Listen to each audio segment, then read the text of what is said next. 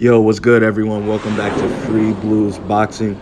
Breaking news: Shakur Stevenson lets Valdez know duck season is over ahead of their unification set to take place April 30th. I can say not only just me, but the boxing world as well is extremely excited for this unification about to finally take place.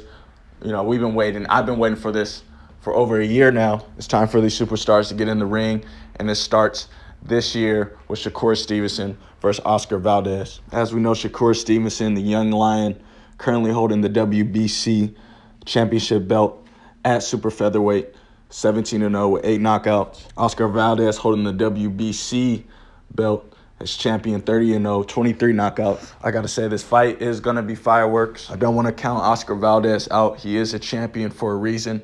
He's tough. He has power. A couple fights ago, coming off of his biggest win against Berchelt, who was the boogeyman of the division, I said before, at the 130-pound. Valdez was the underdog and ended up getting, I would argue, one of the best knockouts of the year with that left hook. It was devastating. Shakur Stevenson is coming off of his biggest win about 4 or 5 months ago against Jamel Hearing. Ended up snatching away his WBO belt. It was with the TKO stoppage. That was Shakur's first statement, first name, and finally letting the whole boxing world know that he's here. He's here to stay, and he wants all the biggest names. In my estimation, Shakur Stevenson will be a pound-for-pound GOAT. He's only 24 years old. A lot of people like to talk about the Four Kings and Ryan Garcia, Teofimo Lopez, Devin Haney, and Gervonta Davis. But I feel like the boxing world is sleeping on Shakur Stevenson and his skills and what he's capable of doing long-term as a boxer. Defensively, Shakur is the best in the game. He understands the whole science, the whole art of boxing and distance.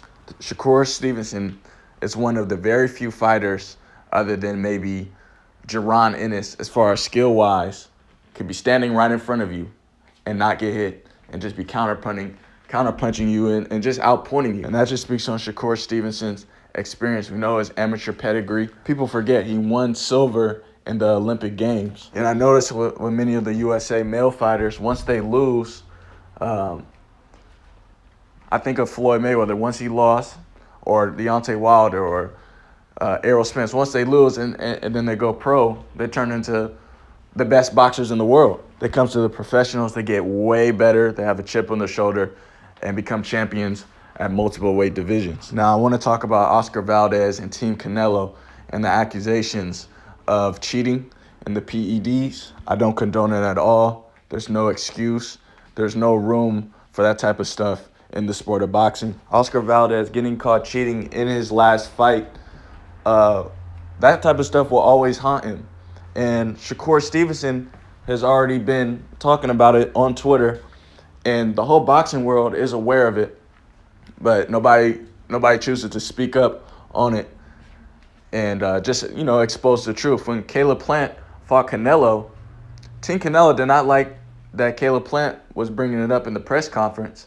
The fact that they had got offended just further validates that they were probably using it. If Team Canelo isn't cheating, they're telling on themselves by getting mad or getting frustrated at press conferences. Anyone with emotional intelligence will know, they're probably cheating since they're getting so offended, when these things come up. And I have nothing against these guys. They're great fighters, but as a boxing analyst, I have to be real on what goes on, here in our world. With that being said, everybody knows Oscar Valdez got a slap on the wrist for cheating his last fight, and Top Rank Bob Arum still let him fight. I feel like there's some fighters that are villainized in the media. If one fighter is villainized, then all fighters should be villainized for the same thing. Shakur Stevenson is at the early age where most of the time he has to be the B-side, other than the Jamel Herring fight where he got the lion's share of the deal.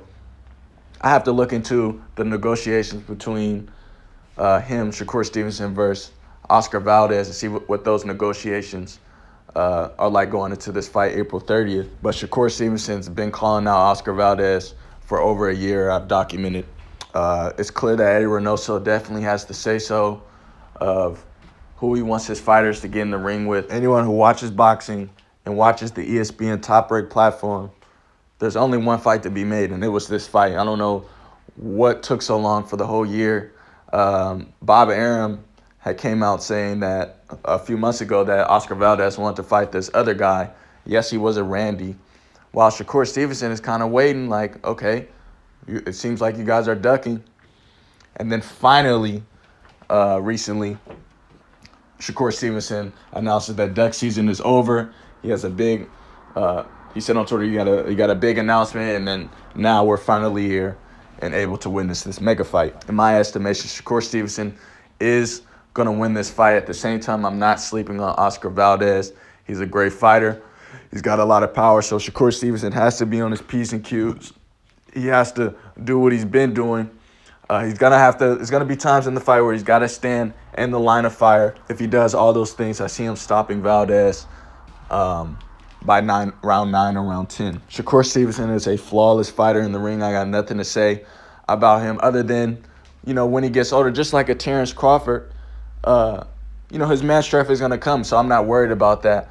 I'm not concerned that he's not punching like a Gervonta Tank Davis, but just as long as the skills are there and as long as he's not taking any damage early on. My only critique about Shakur Stevenson, which isn't bad, and it's okay that he doesn't care about it, but it's just his marketing and his platform with top rank Bob Arum. I feel like some of the great fighters we see today, such as Shakur Stevenson and Terrence Crawford, Jerron Boots Ennis, they need to start marketing themselves a little bit better and start getting on these socials, whether it be acting like Floyd and being the bad guy, or just being themselves and just using their money or using, their voice and promoting themselves. But that'll only come with time. These young guys are learning the business, such as a Shakur Stevenson, a Devin Haney, and some of these other guys like Tank Davis, who's already a pay-per-view star just off the business model of being under Floyd